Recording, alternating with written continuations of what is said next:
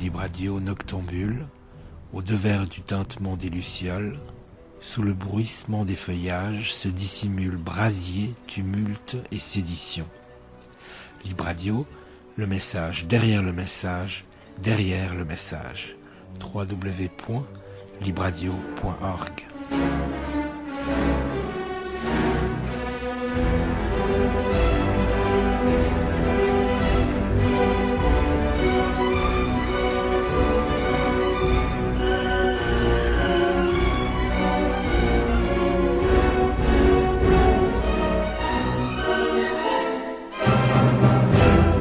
To the Trees ou Pourquoi j'ai mangé mon père, c'est par la compagnie Berzec, une compagnie de théâtre qui va venir s'essayer, mais ça n'est pas inédit puisque ça a déjà été fait. Ils l'ont déjà fait, donc s'essayer à du théâtre en plein air ici aux Cropettes. Les Cropettes, c'est un parc qui se trouve juste derrière les grottes, juste derrière la gare, dans le quartier des Grottes à Genève. Alors Back to the Trees, hein, ça signifie retour aux arbres. Bonjour à toi Dylan Ferreux, tu en es le metteur en scène. Bonsoir, bonjour. Salut. Alors, dis-nous, d'où vient cette pièce ? Si tu es d'accord, on pourrait faire en 3 temps ce petit entretien. On va peut-être commencer par l'auteur, puis dire quelques mots de la compagnie. Est-ce que j'ai bien prononcé la compagnie Berzec ?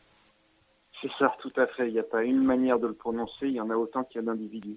Très bien, très bien. Alors voilà, on dirait quelques mots de la compagnie, et puis ensuite, évidemment, quelques mots de la pièce. Est-ce que ça te va si on va dans cet ordre ?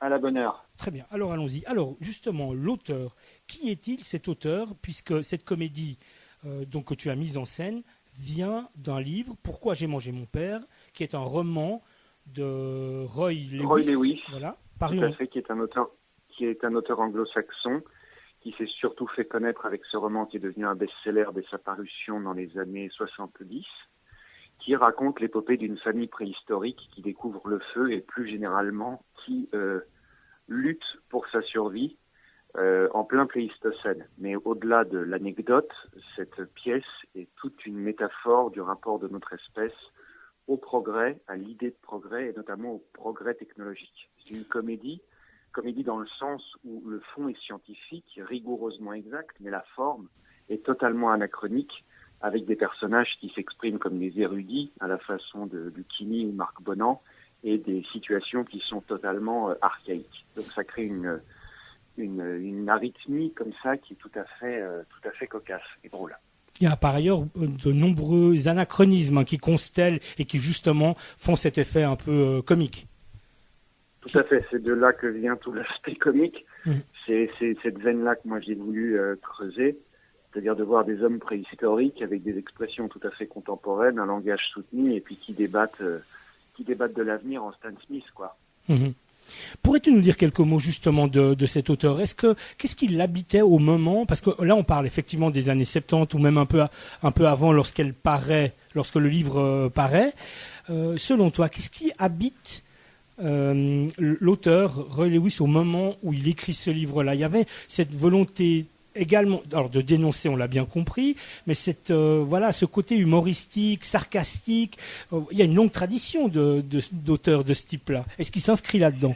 Je pense que l'auteur s'inscrit dans une époque où la technologie est en plein essor. Il y a évidemment 2 guerres qui sont passées par là, avec ce qu'on sait des catastrophes que le progrès technologique a pu causé pendant ces 2 guerres, bien que le progrès technologique n'est pas forcément à incriminer tout le temps, on lui doit des merveilleuses avancées, mais il y a tout un environnement dans les années 70 où la technologie prend de plus en plus de place et par conséquent soulève certaines questions. Après, dans sa formation, Roy Lewis est un journaliste qui a étudié énormément la sociologie et qui s'est, tout au long de sa carrière, intéressé à l'histoire du genre humain. Donc, combiner les deux, ça a donné cette pièce qui est une pièce anthropologique dans une forme très british. Le spectacle, ce sera ici, au Parc des Cropettes, le 21, 22, 23 juin prochain, donc ces prochains jours, le vendredi et le samedi à 19h et le dimanche à 17h. Jouer en plein air, ça c'est, je l'ai dit en entrée de jeu, vous l'avez déjà fait. C'est un défi, vous aviez vraiment envie de ça ? Non, le spectacle a été créé dès le début, il a été pensé en 2 versions, une version intérieure et une version salle. Il a d'abord été créé en 2017 en plein air, et ensuite le spectacle a connu une deuxième vie en intérieur où il a fait l'objet d'une création en salle. Les deux versions du spectacle ne sont pas dramaturgiquement tout à fait les mêmes et chacun est adapté à son environnement. Disons que la version extérieure est beaucoup plus en interaction et en direct avec tout ce qui peut se passer dans l'environnement et tous les imprévus qu'il peut y avoir à jouer sur une place publique et en plein air, notamment dans une ville. Il y a évidemment encore là une distanciation qui est assez amusante, un anachronisme qui fait que de voir des hommes préhistoriques débattre de leur survie au milieu d'une ville entourée de bus et parfois d'avions, ça crée évidemment tout un contexte qui fait écho au sujet de la pièce. Absolument. Alors voilà, sont cela ces enjeux de l'extérieur, c'est-à-dire se confronter tout de même à ce qui nous entoure et ce qui est l'expression de la modernité, comme tu viens de le dire, un avion, un hélicoptère qui passe. Est-ce que c'est également l'idée de se dire des personnes de passage pourront accoster un petit peu ce spectacle, s'y arrêter un moment, en repartir? Enfin voilà, à quoi vous aviez pensé en vous disant tiens, on va aller le faire dehors? Moi, j'ai voulu un spectacle qui soit d'une part accessible à tous, dont on puisse comprendre assez rapidement les tenants et les aboutissants pour qu'un passant notamment puisse entrer dans l'histoire en cours de route et quand même y prendre du plaisir et en saisir les grands enjeux. Le spectacle est véritablement adressé au public, il n'y a pas de quatrième mur, on est vraiment dans une adresse directe envoyée au public avec les interactions aussi que cela suppose et le lot de surprises sur lesquelles tous les comédiens rebondissent chaque soir. C'est vraiment l'idée d'avoir une forme souple et qui s'invente très spontanément avec tout ce qui peut se passer autour. Un ivrogne qui fait irruption, des portables qui sonnent, un TGV qui passe, un chien qui passe pisser sur le décor. Enfin, on fait feu de tout bois, si je peux dire. À l'aube de l'humanité, en plein Miocène, une famille préhistorique se déchire à propos de la direction à prendre pour survivre.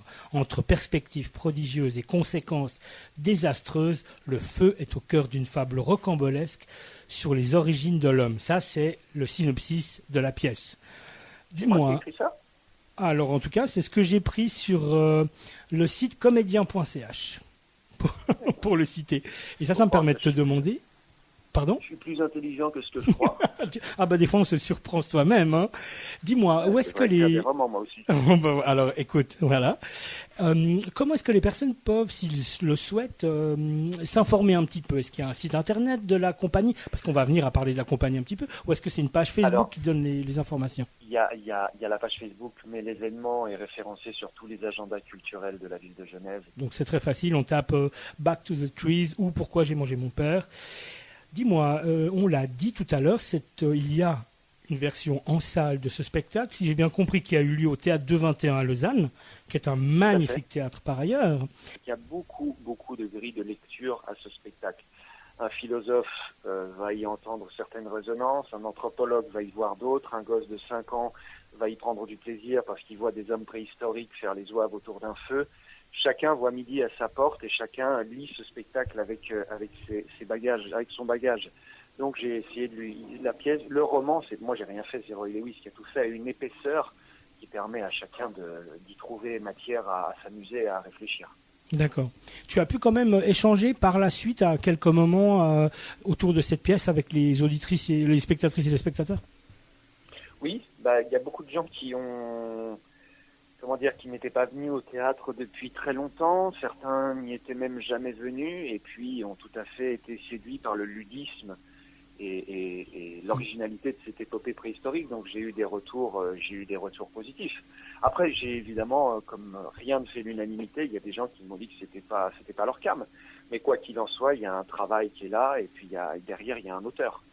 La mise en scène, c'est toi, Dylan Ferreux. Il y a un assistanat de la mise en scène par Paul Gorotsidi. Tu me corriges-moi pour les prononciations également. Hein. Le jeu, c'est Charlotte Noiry, Emmanuel Raymond, Martin Jaspard, Chris Baltus, Paul Gorotsidi. Les costumes, et on va en parler en quelques mots de ces costumes, c'est Guy Devante. Les accessoires, c'est ça ? Pour le moment, je ne me trompe pas. Ouais. Les accessoires, non. Aline Badercher. Le décor Corentin Meige, et ensuite la régie Dylan Ferreux, donc toi, accompagné de Guillaume Pidancet. C'est bien ça ? Tout à fait. Alors dis-moi, ces costumes, vous êtes en pagne préhistorique. Est-ce que ça c'est gênant pour jouer ou est-ce que ça, ça vous permet d'habiter à fond les personnages? Tu veux dire, est-ce que c'est gênant en plein mois de juin de jouer avec des fourrures d'animaux crevés quand il fait 30 degrés dehors? Voilà, par exemple. Surtout des costumes qui sortent d'un casier où ils ont été entreposés pendant 20 ans et puis ils n'ont jamais vu l'air libre. Est-ce que c'est emmerdant? Alors? Écoute, vu l'odeur qui se dégage de ces costumes, j'ai envie de te dire que ça doit être légèrement incommodant pour les acteurs. Okay. Mais pour la chose la plus significative que je puisse dire à propos des costumes, c'est que là aussi, j'ai voulu trouver un anachronisme qui fait la richesse et le sel du roman. C'est que évidemment, ils sont en peau préhistorique, mais ils ont aussi tout un tas d'éléments anachroniques. Ils sont en basket, certains ont des lunettes. Il y a tout un tas de... On retrouve cet anachronisme dans tous les éléments du spectacle. Mmh. Disons un mot des accessoires, parce que souvent c'est quelque chose qui est peu présent, ou en tout cas peu au devant de la scène. Alors, est-ce que les accessoires, là, c'était important? Parce qu'effectivement, il faut avoir une forme de crédibilité, donc de logique avec ce qui se passe à cette période-là, donc en plein pléistocène moyen.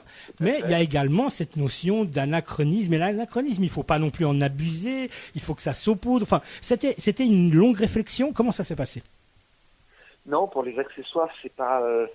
J'ai pas de souci de naturalisme. À partir du moment où je représente des hommes préhistoriques avec des lunettes et des baskets, on est au théâtre. Donc j'ai absolument pas les accessoires n'ont absolument pas vocation à être réalistes. Parce que dans ce cas-là, je présente pas en plein Miocène des Caucasiens blancs de peau qui sont supposés être en Afrique et qui parlent français. Donc ce réalisme-là, je m'assois complètement dessus. Donc les accessoires, je me suis beaucoup inspiré de la BD.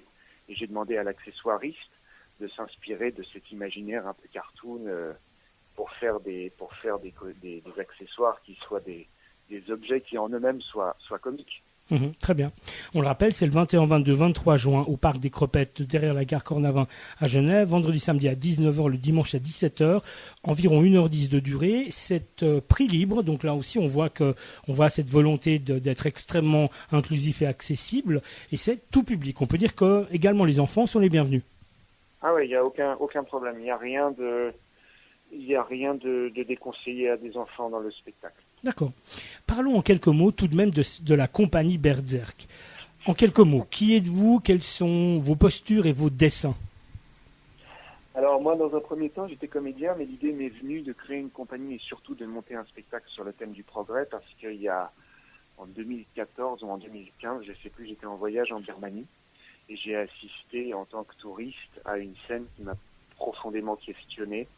C'est là que j'ai eu le déclic initial, c'est-à-dire que j'étais en visite dans un village reculé où une population de quelques villageois vivait vraiment en autarcie, enfin en autarcie non, mais parce qu'ils accueillaient des touristes, mais vivaient vraiment partiellement, de façon partiellement autonome et recevaient de temps en temps la visite de touristes. Et là, c'est vrai que j'ai assisté à plusieurs scènes qui m'ont un peu marqué. Je nous voyais, nous tous, touristes, rouges, brûlés comme des homards, arriver, venir jusqu'ici à l'autre bout du monde, faire des photos de tous ces gens avec nos tablettes, iPad, ne pas s'adresser à eux parce qu'il y a une barrière de la langue évidente, et puis de prendre un selfie avec eux, déposer $1 ou je ne sais plus combien il en coûtait avec cette population-là, acheter un coca dans le frigo et repartir sur ses quads.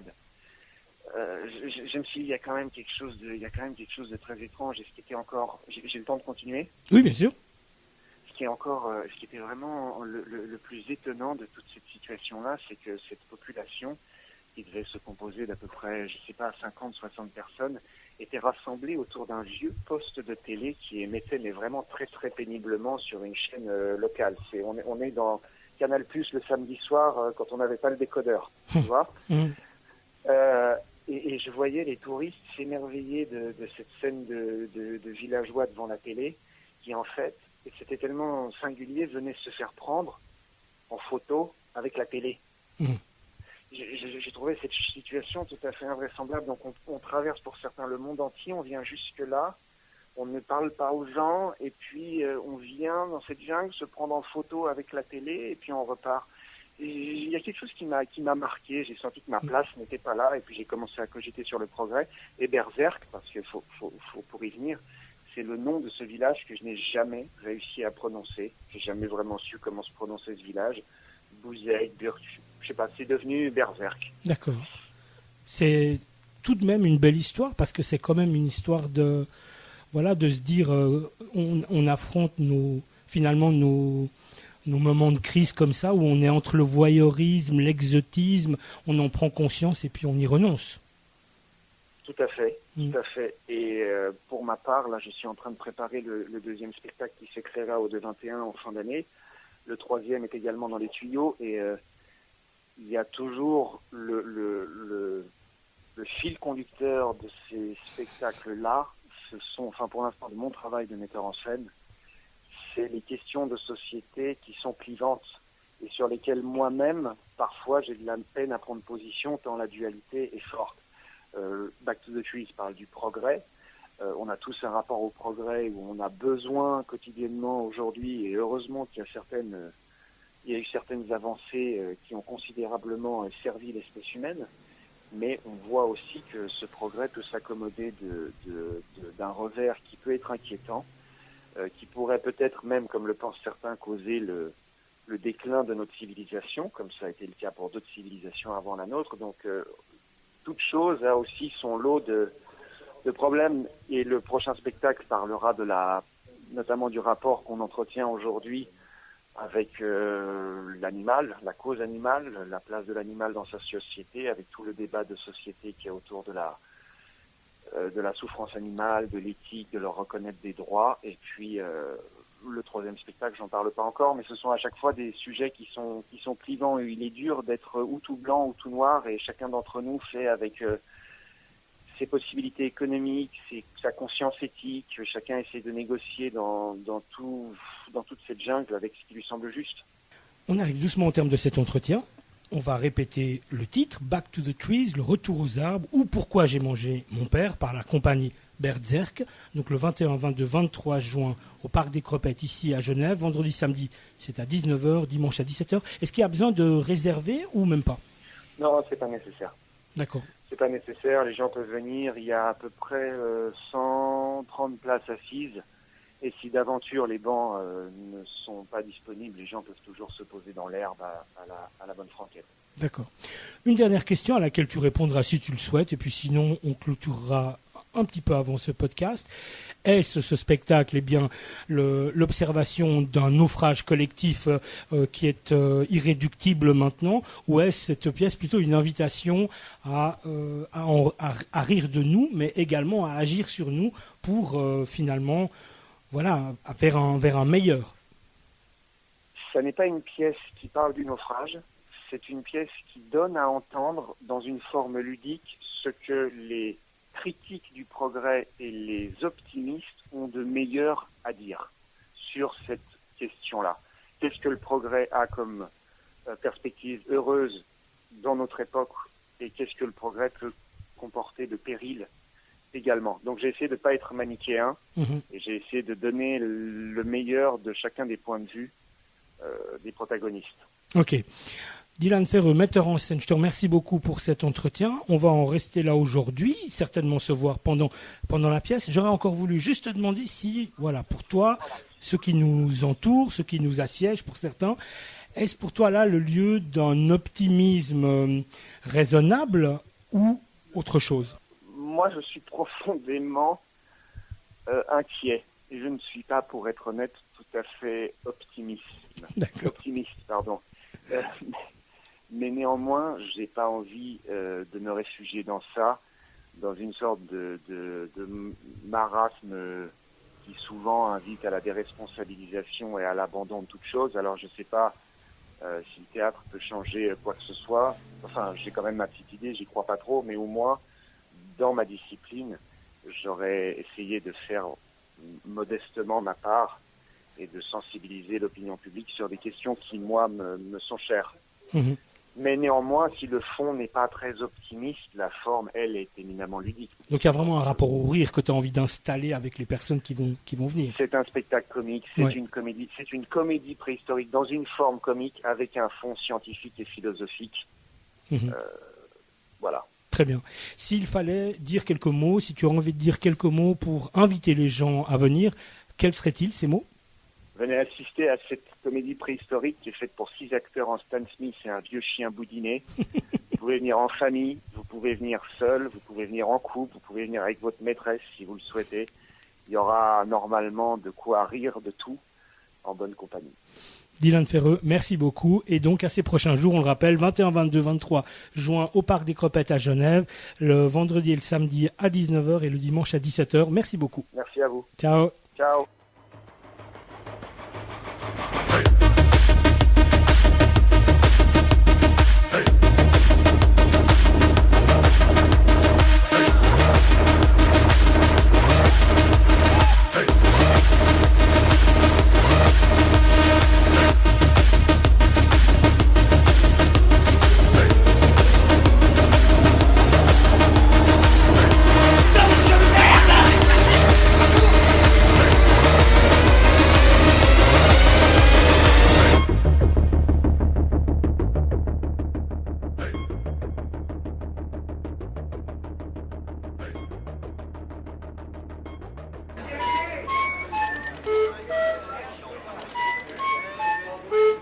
www.libradio.org, la radio qui vient à ta rencontre.